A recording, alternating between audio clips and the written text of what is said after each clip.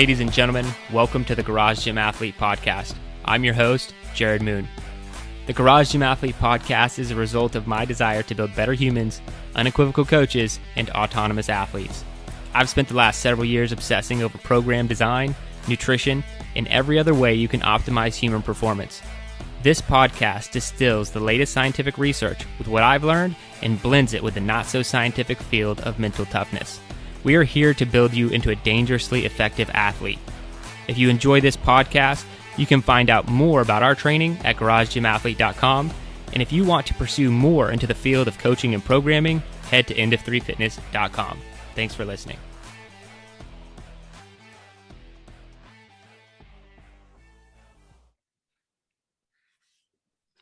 All right, ladies and gentlemen, welcome to the Garage Gym Athlete Podcast.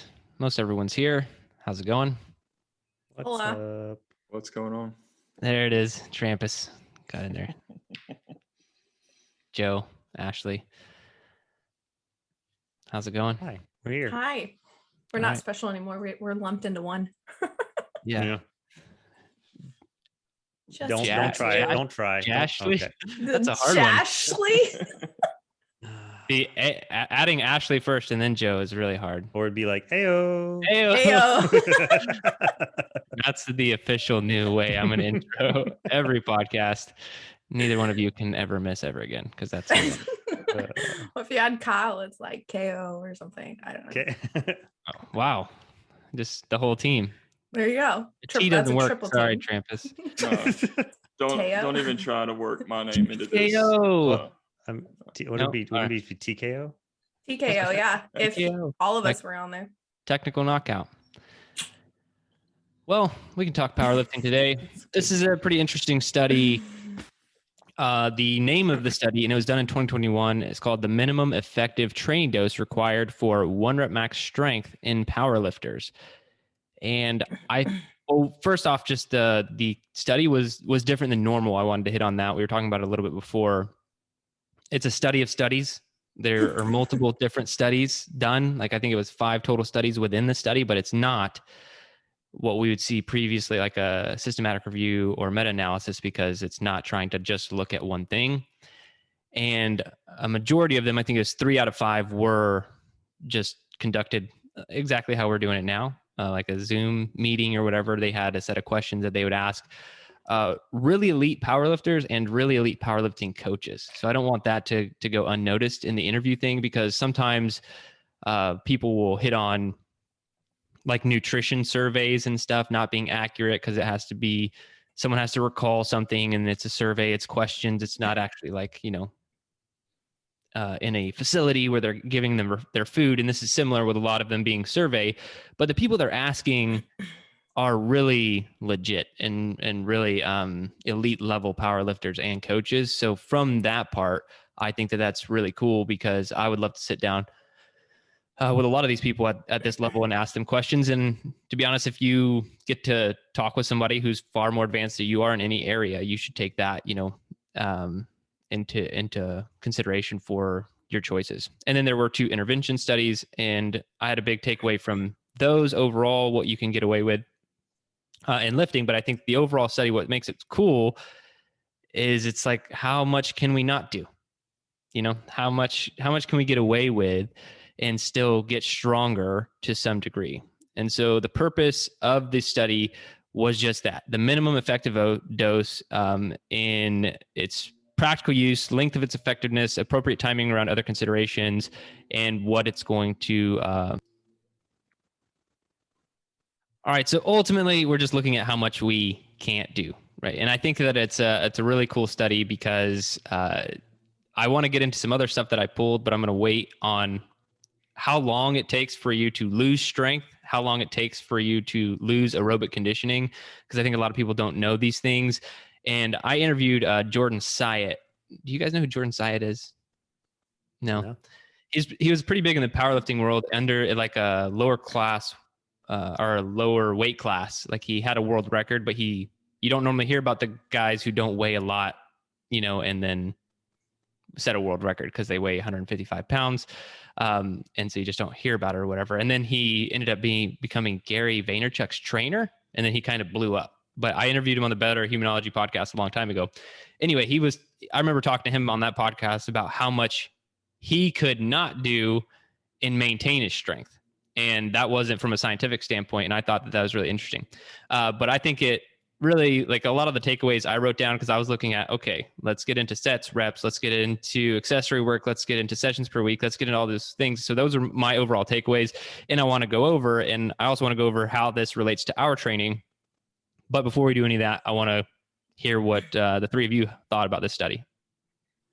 So I really liked this study because just kind of what you talked about, Jerred, like with him, this is kind of what I'm doing now. I'm taking, I'm doing some strength, but I'm not 1 rep maxing. There's certain limitations that I have with my training, with just what's going on with me health-wise. And so I thought this study was really cool for people who have to maybe tone it down. I thought of, especially working with women in women's health track, like postpartum mamas, mamas that are pregnant, anyone with an injury kind of thing.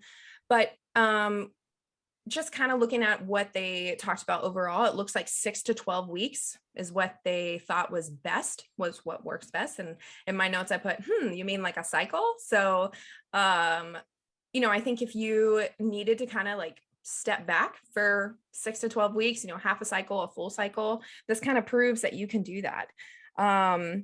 It looks like mixing in like a few heavy low rep sets, and I'm not talking like 1 rep maxing, where they said their heavy was like 75 to 90%, I think is what they used. And they mixed that in with kind of their back off sets, I guess, or back off days, if you will.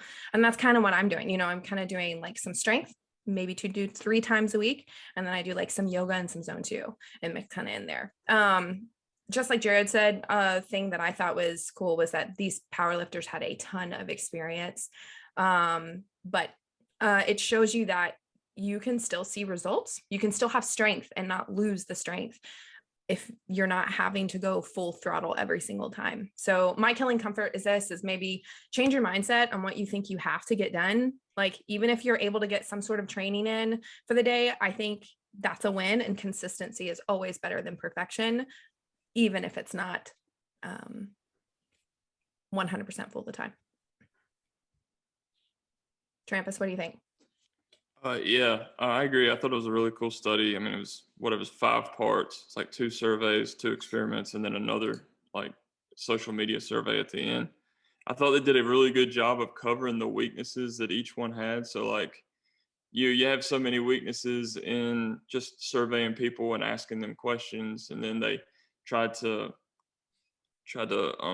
firm some of that up with the experiments. And then from their experiment, they went and asked another general survey to a lot of people, like through social media. I thought they did a good job of just covering their tracks.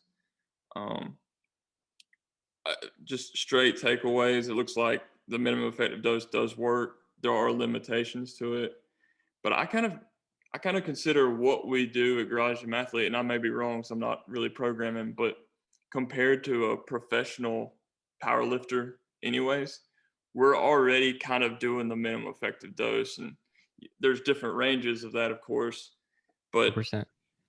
Right. So Yeah. we're not doing 3 hours a day like a professional powerlifter would do. We're not doing it 5 days a week. We're training 4 days a week, generally a couple strength days, or what I call gym days, and there's more like get outside cardio days, but we're already doing the minimum effective dose, and this study just helps, just supports what Jerred and the Joe and all these coaches are programming. It just shows that you don't have to go just balls to the wall every day and go hard and heavy every day, like it. And then there's so many other takeaways, and I'll let Joe talk about some of them too. I thought what was cool in the experiments is they had the one group with the back off sets, and the one group with the AMRAP sets. And I feel like those get mixed in our training all the time. That you go for the AMRAP, especially, you go to the rep right before you think you're going to fail, and basically that's what they told these guys to do. And they saw results, like they saw strength gains from that. So just a really cool study, a lot of great takeaways and just applications to what we're already doing. Go ahead, Joe. Yeah. So even before the podcast, we were when Jerred mentioned that we look at a lot of systematic reviews, and this one isn't one. And I think it's because there's just not enough studies and data out there. And whenever we read about systematic reviews, and they start with a whole bunch of studies, and then they set the parameters, and then the ones that don't meet those parameters fall off. Well, if there's not enough for that, then you just have to work with what you got. And I also think sometimes, I don't know if this is, I haven't done it myself, but when you have those systematic reviews, I feel like they might set the parameters to find some sort of correlation, and correlation does not always mean causation. And while I'm saying like those are always some of the best studies to look at, I think having this limited view of only the 5 studies, it gives it makes it much more open to interpretation, and it's a little bit more of a subjective view toward it. But I think it was also really cool because the 2 surveys, they're talking to really experienced coaches and really experienced professional like athletes, and it's like very open-ended questions. And when they had all those questions, then they picked commonalities from that. Then you have the 2 application ones, the 2 ones with training protocols. They were very similar, but had a distinct difference between them. And the 2 training protocols were they found like a heavy one group did, and then the other group did from that heavy one, they did like 2 or 3 sets of at 80% of that one. And then the other one did, after the heavy one, they did a max rep sets of 70% of their previous max. So there was one with the heavy one, and then the other ones just added a little bit more volume. And from that, they asked, again, professional coaches what they think a max increases would be substantial increases with that training protocol for a minimum load. And the ones with just the max was just under the significant progress versus a little bit of volume added were above what they assumed would be a significant progress with that minimum dose. So both of them saw gains, but the ones with just a little more volume, the extra set or 2 added, saw more gains than what they expected. And it took me a while to find this, but because I don't know if it was actually like specifically laid out to see like, okay, well, even with that minimum dose, what is their relative volume? And I think it was still estimated to be like normal powerlifter volume is like 1,000% more than what this minimum load was, which is pretty crazy and pretty significant. So it's really cool how they went about this, just to get more kind of like outside the box thinking. And again, this could be very subjective. It still leaves a lot of gray area, but I think it's still really cool to look at, and shows that, even professional athletes and big time athletes can and do need an off season. And even with an off season, an off cycle, you can still do enough to stay gaining progress. So I think that was really cool to see. I mean, I didn't even know that this was kind of a thing. I've just always, typically every year at some point in time, I'll take a month or so, because either where we're traveling or moving, there's always a time period within a year where my training either goes down or there's something significant that happens, so that I kind of take it's not longer than a deload a week. It's more of a deload like month or month and a half. So this kind of segues into my killing comfort thing. And that is, don't be afraid to take a deload cycle or a deload period of more than just 1 week.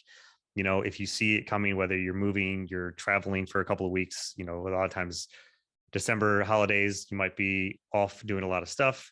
If you see that coming, you do your normal training, have a plan for your minimum load, and then get back at it afterwards. So that would be my, just as long as this just proves that you can do it and you'll be fine. You don't need to stress about getting your maximum amount of training all the time.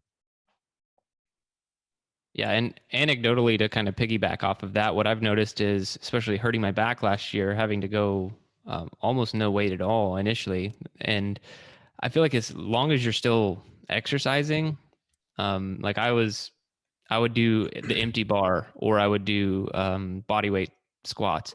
And if you're still doing those things, you will maintain your strength. Like when I came back to the barbell, my back was feeling better.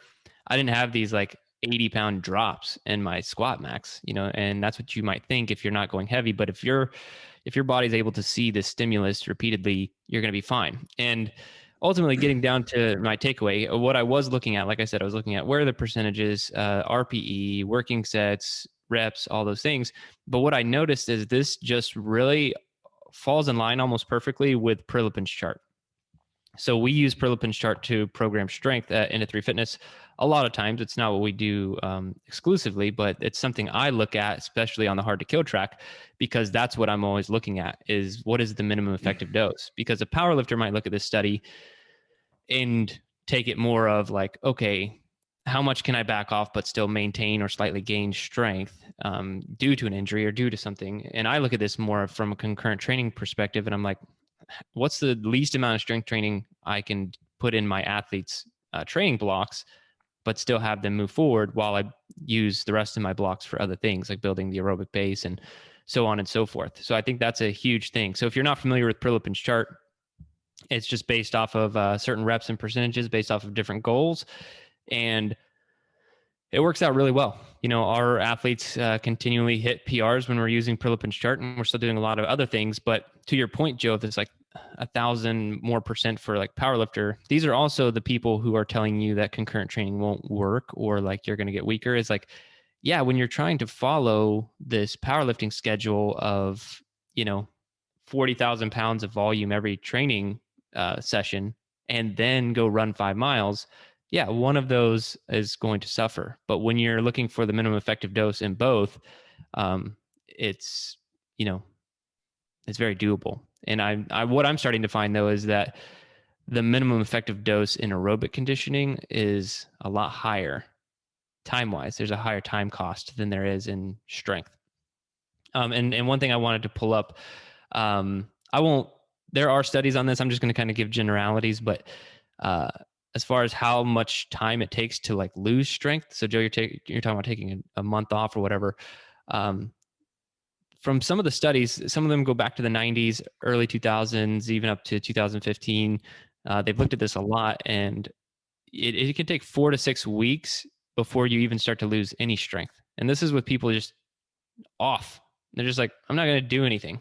So your body can hold on to strength for a long time. So imagine if you're still doing something, like I said, even if it's just body weight squats, your body's going to hold on to a lot of that.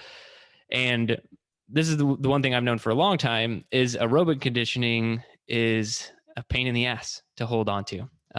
So they say at 2 weeks, you'll have a noticeable impact. And I think it's at the 9 weeks, at 9 weeks, you'll be at 19% less VO2 max. And then if you take a full 11 weeks off, you're going to be 25% reduction in your VO2 max.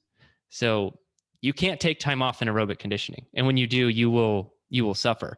So it's like this blowing up a balloon without a way to cap it off. You have to constantly be doing that if you want to maintain your aerobic endurance. And it's something that you always have to be doing, where strength is something you can hold on to. So if you decide to go on a strength cycle with Joe and you're not doing as much aerobic conditioning, just know what can happen. I mean, Joe doesn't do that to you. He'll still throw in something, in there. But if you're like, let's say not even in our programming, if you wanted to go follow a strength program because you want to get stronger and you don't run for 12 weeks, it's going to be bad. Like a 25% reduction that's serious. That's like because everyone has like a base level of VO2 max of just because you're a human being. And so to lose 25% of like a top end VO2 max is going to be like sucking wind running at 800.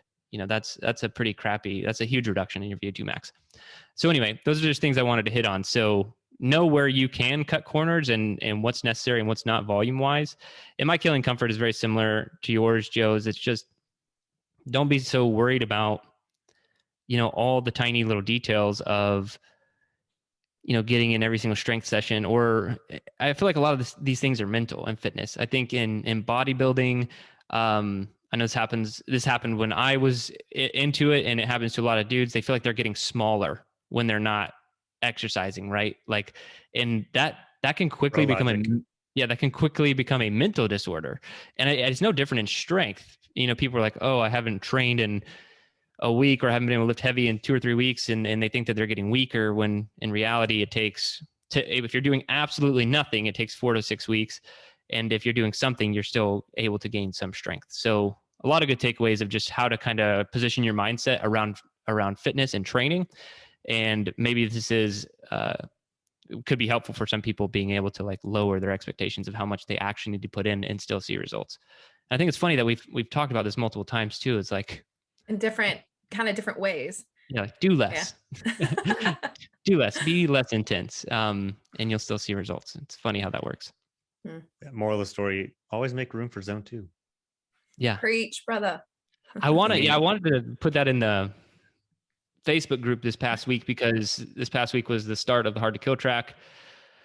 Not easy. A lot of gripes out there, and I was just going to say to everyone, there's never a bad day to substitute the programmed work for putting in zone 2. Like if I'm not on Hard to Kill, and I did it for Endure because there you go. Because whatever, a year of BCT, and then all of a sudden I'm going into a body geometry indoor cycle, and that first day I'm still feeling it. It's Thursday. Monday I'm feeling. So last night I did 30 minutes of zone 2 and some stretching, and you gotta listen to your body. That's why if 3 days of squatting is too much and you're like, my body is broken and I'm not recovering, just do some zone 2. Like I'll as the coach and programmer, I'll never be mad at you for doing that. That's what I did. I skipped the 5-day max and I did zone 2 yesterday. So there you go. Yeah. My 5th day every week, since being on strength, I always do at least like run a 5K or 4 miles or bike for like 30 minutes. So for zone 2.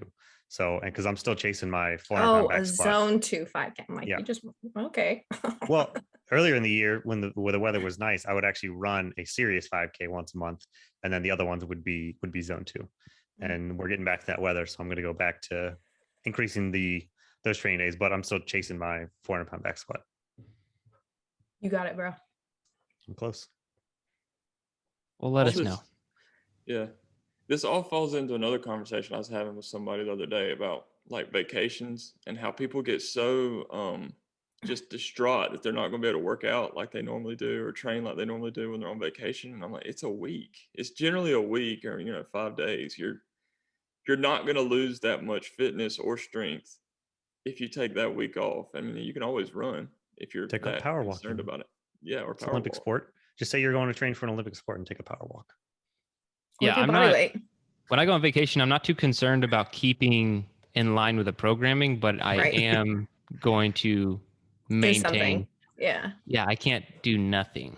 That actually, I could probably do that for 2 days. By day 3, not good. You don't want to be around us. Well, day 3, it's not good for me. You get me to day 4, day 5, it's not good for my family or anyone else around, because I'm just like, I start to like feel horrible. I'm very in line with that, Jerred. Yeah. Scott will even say, go do a workout. Get out of here. I'm like, okay, bye. One thing that we pulled out of the study that none of us knew about, and this is kind of me announcing what I'll be working on, is the Wilkes Score. Did any of you know about the Wilkes Score before they plugged it in the study? So the Wilkes Score, you guys, anyone listening can go just kind of Google it. There are calculators online for this. And you type in, like, you just put in your total for powerlifting total. So that's bench press, squat, and deadlift, and then your body weight. And it runs a pretty complex formula. I pulled up the actual formula, and it's kind of ridiculous.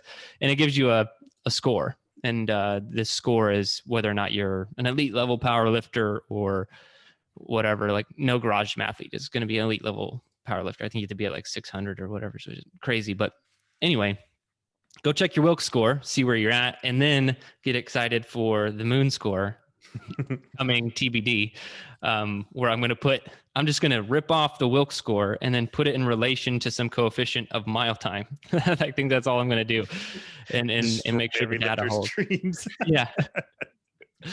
And so that's what I'll be working on in my free moments throughout the day. Oh man, my Wilkes Score is tiny. I just did it right now. What was your score? 265. I think that's pretty good. Nice. I mean, the face Trampus made says you beat him, I think. No comment. Oh, No man. comment. Oh no. All right. Well, Should we nudge our way through? get it. Oh, there it is. Yes. Look at that. Just about to do We're it. just, All right. we're just Well taking over. done. It's Jerred's segue. You straight up took it away from Jerred. Sorry. I did last month. So All right. I just got promoted to women's health track. Good luck. All right. So we did read the book for the month, Nudge: Improving Decisions About Health, Wealth, and Happiness, by Richard H. Thaler. Pretty good book. I actually read it before it was updated, so I didn't reread it, the update. But apparently there are things on COVID in there. Is that what did you guys read some stuff on? I got the old version. We got 'cause the that was original what's on sale. I did the old one. Well, Kyle, who's not here, talked to me about the book. And he was like, yeah, it's pretty interesting. And there's stuff on COVID in there. It's like, oh, maybe I should reread it. But luckily, none of us read the old version. So forget I even mentioned it, everyone. So it is a pretty interesting book. It's really about how human beings suck. Okay. The whole book is about how human beings are no good at anything. And we don't do what we say we're going to do. And we're basically incapable. And how we nudge our way through those situations, either how companies utilize psychological strategies to nudge us to do things, or we can set up our lifestyle design in a way that we nudge ourselves to do things. And I mean that in all honesty, because he talks about the book, like how we make bad decisions. We don't analyze information properly. We trust gut decisions when we shouldn't, and all these things. And it makes me really annoyed, but it's also true because we're not good at things. I mean, that's why I wrote the book I wrote, is because we're not good at doing stuff. And you have to be able to make yourself do things you don't want to do. But there are easier ways to go about it. And there are a lot of good takeaways. Some of them even reminded me of, what was it? The book Atomic Habits by James Clear, like similar nudge, tiny habits, all these kind of things. But yeah, I'll get into more of some of my takeaways, what I liked, what I didn't like, and we can give it its official barbell rating. But Ashley, what'd you think of this book? So I'll admit it wasn't my favorite book. I felt like he kind of made the same point and then just explained it over multiple subjects, like different subjects, which I mean, that's what he was trying to gain at.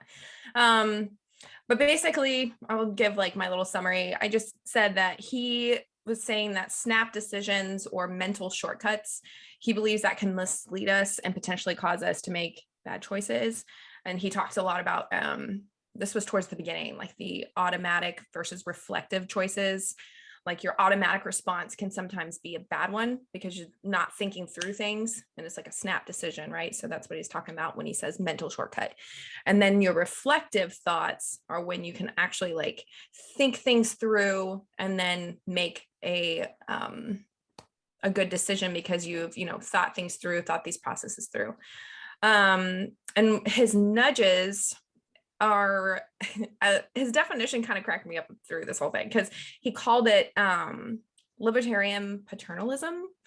And I remember when I heard that first, I was like, what in the world is he talking about? And it's kind of like, he's trying to say that a nudge is prioritizing an individual's freedom while constraining the choice to bring a better result, is how he kind of explained it. But his examples of nudges were interesting to me. He talked about like the setting can change how we all are nudged in a different way. He talked about in a social aspect. He talked finances. He talked politics. He talked like a lot of hot, crazy topics. But it's almost as if no setting you're in is a neutral setting. And I don't know if I necessarily agree with that. I don't know. And I think a lot of people handle nudges differently. Like I can honestly say as a female, I'm probably more emotional with my choices than you guys are, probably a little bit more logical. That's just kind of how it is in our marriage, at least with Scott and I. And so Scott kind of balances me out. So he can like nudge me towards that logical side. And sometimes I can nudge him towards a little bit emotional, empathetic side. So I do agree with that. But anyways, my takeaway for this book is don't just always maybe make a snap judgment when it comes to certain decisions. Maybe take some time and be that person that can actually nudge other people into greatness in a different setting, and can help those people out when, you know, you see that they're, you know, kind of making bad choices that maybe they shouldn't. Joe, what did you think? I mean, I would kind of say that, I guess to counter your point that there are no neutral things, that I'd say that's kind of true, because marketing is everywhere, and every decision that we make is somebody trying to influence you one way or another. And some of the things that he said, I do think are kind of illuminating and cool to think, or interesting to think about, because whether it's the company or you work for making decisions you never even thought about, or marketing. I always like to hit on marketing with everything to do, especially in food and stuff. Like, marketing plays so much of a role in everything that we do. So anytime that anything that's going to take a stab at, or mention any sort of marketing flaw, then I think is cool to talk about. The automatic versus whatever the other one was is forgot. But the two differences of Reflective, sorry. Yeah, automatic and reflective. Yeah, thanks.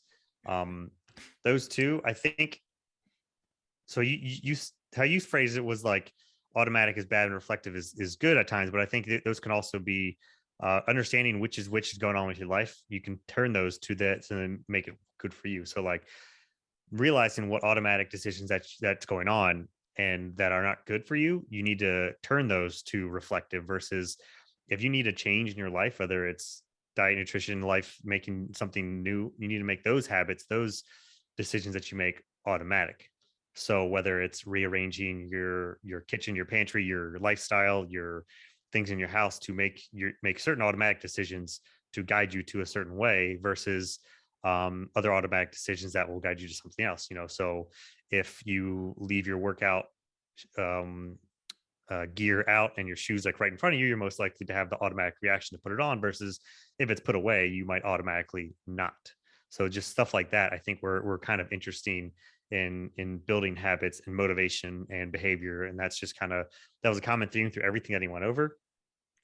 A lot of the stuff that he went over, however, I didn't care about. It went over my head. You know, some things were kind of interesting, but like I didn't need to know about these retirement plans ad nauseum throughout. That's kind of like just out of my realm. So if you like those kinds of things, either whether it's that or, you know, insurance or other things, there's every single life factor he talks about these nudges that we get, and it could be interesting to think about, especially if you just really want to get a handle on everything in life. You know, it could be honestly a great adulting book if you just like give this to high schoolers or something. Like, this is probably a great book for high schoolers as well. But yeah, not every single section I was super interested in, but it did help relay the common theme and about what nudges you and how you can take nudges to be better for you or take away some that aren't good for you.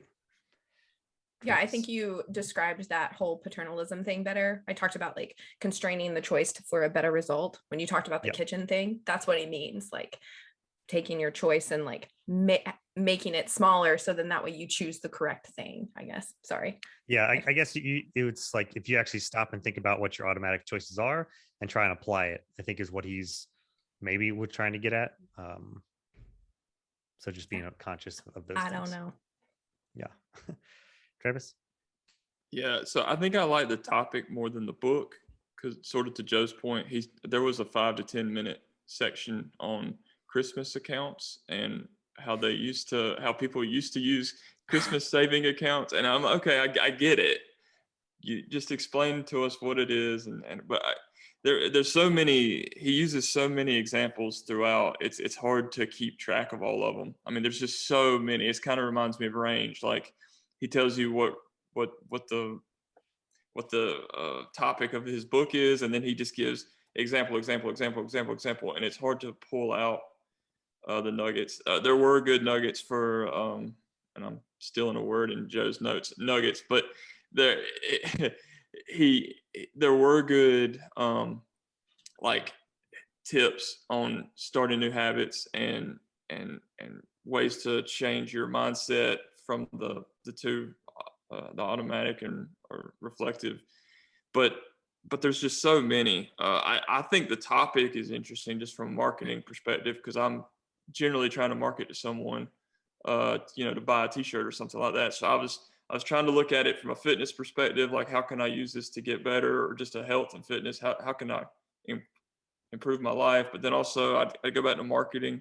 But then I think just like the social media influence, because you're getting nudged every time you open Instagram to like or follow, or go in these echo chambers, I think they're called. And I think he talked a lot about conformity in there at one point, and you're conforming to what you think is a large group of people are saying and agreeing with. So if you get in some of these echo chambers, I experienced a lot of it like during the presidential race last year. And about 2 weeks before, I was like, I'm just tired of this. And I unfollowed any political viewpoint whatsoever, just because I was so tired of hearing the same thing over and over again, but not actually seeing a big change when I was out in the world. It really frustrated me. So I was tired of those nudges. And, but it's almost like you are influenced. Literally every bit of information is an influence to you from my wife, at her tone when she asks me to pay her more attention, or when I go to the grocery store and the candy bars are right there, to I'm scrolling through Facebook and I see Jerred's ads for Garage Gym Athlete. I'm getting nudged everywhere. And it's almost like every piece of information that comes your way is a nudge in one way or another to get you to act on an impulse, good or bad. But you just have to be cognizant of it and just know that stuff is out there. Jerred. Yeah, and you got to use those nudges in your favor. Like if I need to buy a new mattress, I'm just going to say to my phone over and over again, I'm in the market for a new mattress. Right? That way I don't have to sit around and do the research. I'll just start getting ads for new mattresses and problem solved. I don't have to. I hope you do after this. What? I hope you do after this. That's what I do. I mean, I don't want to do the research. I don't want to sit around and and that's the thing, going back to this nudge and like insurance, people will sit around and do 17 hours of research, making sure they made the best purchase decision possible for something that costs, let's say $2,000. And I'm not saying that's not a lot of money, but they won't come anywhere close to that level of research when examples he gives, like they're talking about a retirement plan or they're talking about insurance. People are like, whatever the cheapest, fastest, like I trust you. But when we're making these smaller decisions, we're like, I'm an expert and let me show you how I got this deal. It's like, who cares, man? Like, why don't you focus your efforts on something that's a little bit more important? And so this is why I think people suck. And I'm in that boat. I think that I suck too. I have to do all these nudges to try and make myself a little bit better. But we have all these things that do nudge us in these different directions. Tramps, you're talking about like social media. I did the same thing when presidential election and now COVID, basically anybody publishing information on those things, I just unfollow. And I have no issues with you, but I'm just currently not interested to hear your viewpoints on a vaccine or the lack of a vaccine or whether or not you're Republican or Democrat. Don't care. And so if I could just unfollow you, and now all I see in my Instagram feed are people lifting weights, waking up early, doing cool stuff. I'm nudging myself to a happier version of myself because I don't have to worry about what other people are concerned about. But to be honest, it's a lot harder these days. Like everybody has an opinion. So you have to go on like this massive rampage of unfollows if you truly want to get out of all political and political discussions, let's say, because I guess COVID is political now, has been for a while. Anyway, that's a rabbit hole we could go down. You and your tangents. But it's all Tramp has brought it up because I do think that he's right. Like these social influences, right? They can push us in a certain direction. Those are nudges. Those are nudges. Right. Yes, like Instagram influencers, and we'll just refer to a previous webinar about that. So anyway, let's just get into the book and what we thought before I go off on 1,000 different tangents on how we're nudged. My ultimate takeaway was design your life for how you want to be nudged, because he does mention that successful people take advantage of these things. And I really don't think successful people are more powerful than anyone else, not necessarily smarter than anyone else, but they have set themselves up with really good habits. Like I know people, mentors of mine, they make millions of dollars per month. And I would not call them the smartest people in the world. And this is no offense to them. I would just call them like average, but they have some of the most disciplined habits I've ever seen for the things that they do. You know, they don't let themselves outside of doing certain activities. And I think we're all capable of that. Like we think that people who are doing things that we can't do, that they do have some sort of like superpower, or discipline was born like in their DNA, things like that, but it's not. They're just taking advantage of these nudges and these situations to setting themselves up for a better lifestyle, lifestyle design. That was my ultimate takeaway from the book. But you want to get to barbell ratings, Ashley? I was gonna say, it reminds me of like, have you ever heard like you are the sum of the top 5 people that you hang out with, or something like that? Jim Rohn. Yeah. Yeah. So it just reminds me of that a time. Yeah. My barbell rating would be like, you know me and fractional plates. It's like 2.5. Wow. All right. I told you it was going to be low. Joe. This one's tough. Get my calculator out for the average. Yeah, I think I'm leaning either 2.5 or 3, because I mean, I don't think it's better, or I don't think it's it's not worse than what I say, range, because range was a little bit more repetitive. So I guess I'll side. I thought range was worse. Yeah, I think I'll side with the 3 on this, because I think I may have given range a 2.5 or a 3. Just, I mean, there's a lot of good nuggets of information. There was some cool, good stuff with the automatic and the reflexive ones, but after a while, there were just sections I just didn't care about. Krampus. I didn't like it necessarily, but like I said, the topic to me is so interesting. I think it kind of carries the book. I just didn't like how he set it all up, so I'm gonna give it like a somewhere between a 3.5 and a 4. You can pick.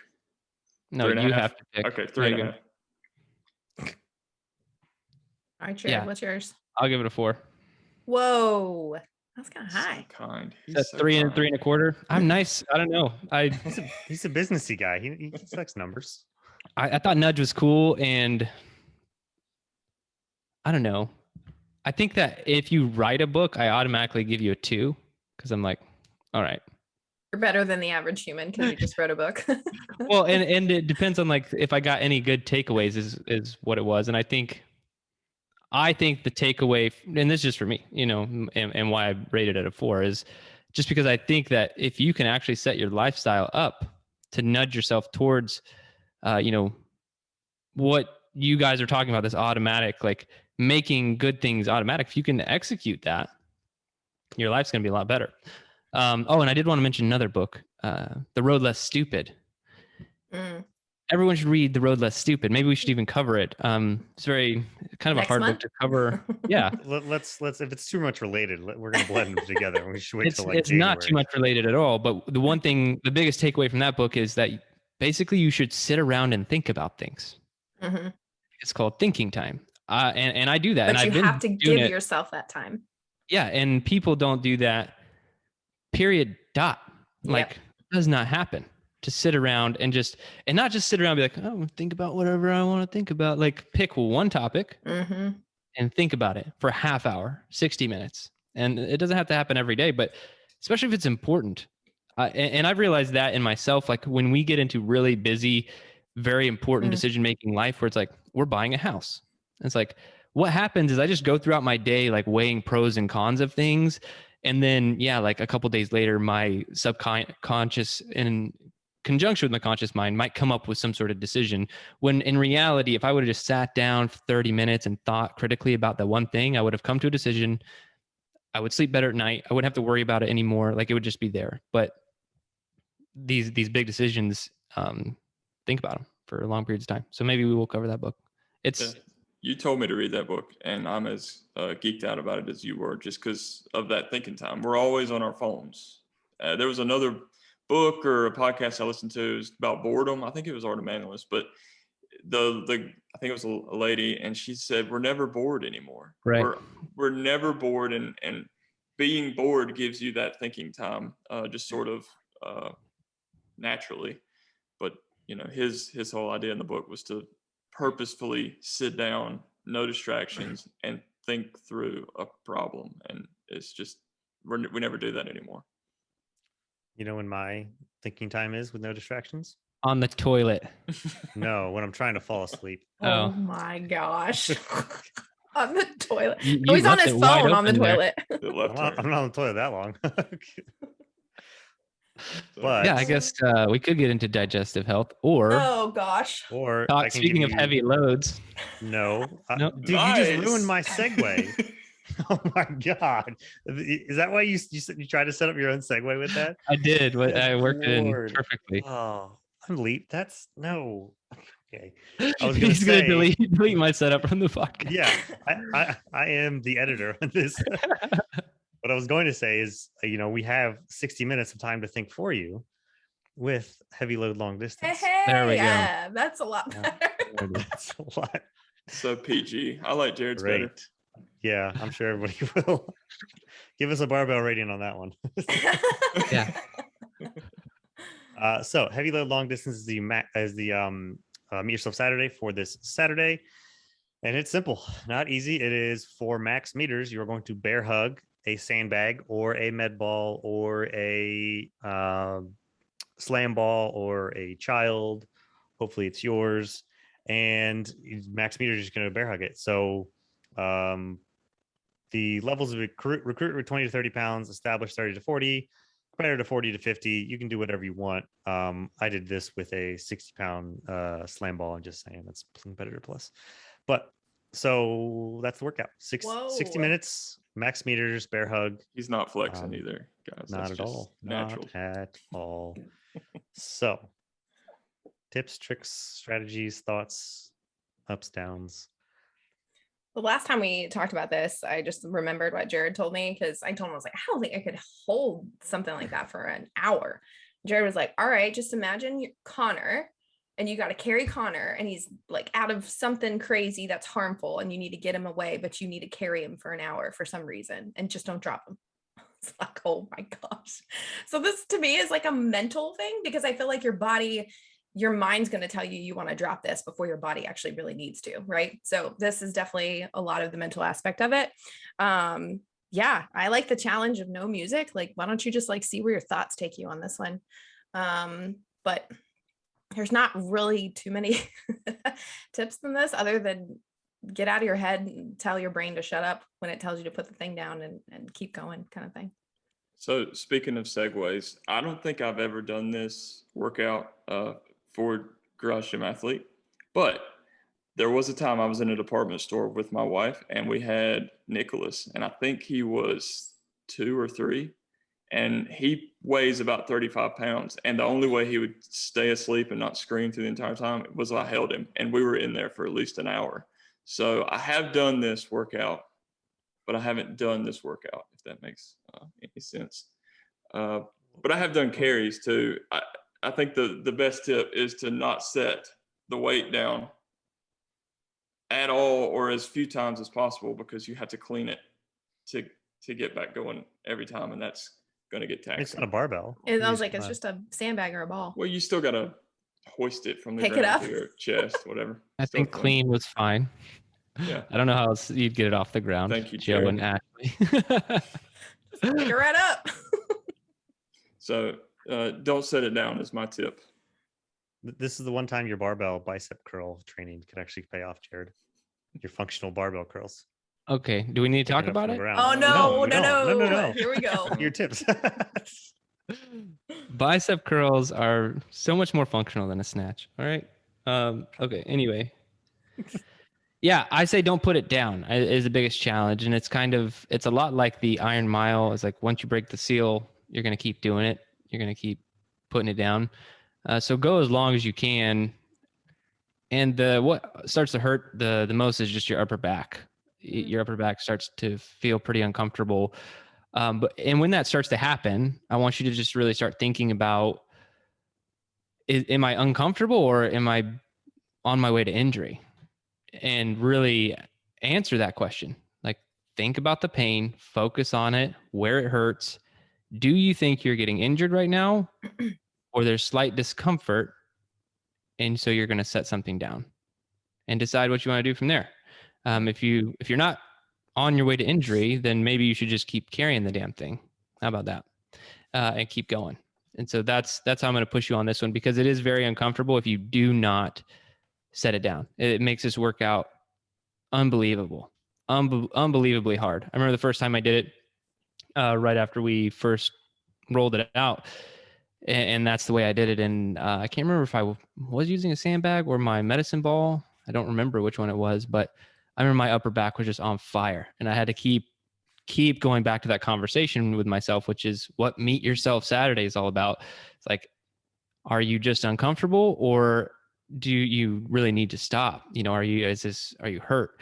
And if you don't know the difference, okay, maybe just set it down, because I don't want you to get injured to try and find out. But if you do know the difference, then just make sure that you're making the right decision and pushing yourself as hard as you would like to. And what I found in these situations is the pain will go away. Like something will happen. It won't, like if you're not actually on the way to injury, like that pain will go away. Like your body will become accustomed to it. Like it goes away. It doesn't just like, oh, that hurts and it's going to hurt the same. Like you will grow tolerance to it, and it will fade and it won't be so bad. And so if you can get to that point, you probably finish it out without having to set it down. But if you can't get to that point, you're going to end up setting it down a lot. This one's a huge mental game. I mean, think we know, right? Like if I always said, if we ran Better Human events or Garage Gym Athlete events, this is all it would be. Like pick up something heavy and carry it. I'm not going to tell you how far or what your sandbag weighs, but we will tell you when you're finished. And that would be the test. No one will sign up. And I think too, with your back stuff, like maybe just focus on like your form too, right? Like readjust. And then that way, like you're working not towards injury as well. So if you're feeling that pain, maybe readjust, maybe shrug your shoulders, keep that chest up, make sure your core is engaged. I'm not saying it'll take the pain away, but I'm saying maybe it helps you from actually injuring yourself on this one. Yeah. And Trampus, do the workout this weekend. Yeah. It's in the plans. All right. It's in the plans. All right. Anybody have anything else? I mean, I could steal your last line. I finally can do it because BCT or indoor isn't scheduled 6 days a week. Yeah, I'm actually glad to be off BCT. Still trying to get stronger on my squat, but we'll save that for next week's. Hey, strength is BCT light if you run on the 5th day. Yeah, like I just stole your programming and modified it. Careful with that first 12-week wave in BCT. If you do touch that, Joe, it's dangerous. Yeah. All right. Well, we're going to get out of here. But if you are not one of our athletes and you'd like to be, go to garagegymathlete.com, sign up for a 14-day free trial. For all of our athletes listening, getting the green dots, getting the patches, getting the PR shirts, doing awesome things, becoming better. Thank you so much for staying consistent, being a part of the community, and making it what it is. And for my weekly reminder, if you don't kill comfort, comfort will kill you. Gym Athlete Podcast. If you want to learn more, go to garagegymathlete.com. You can learn about our training. Let us send you a copy of our book, The Garage Gym Athlete, or you can even get featured on the Garage Gym Athlete Podcast. Thanks for listening.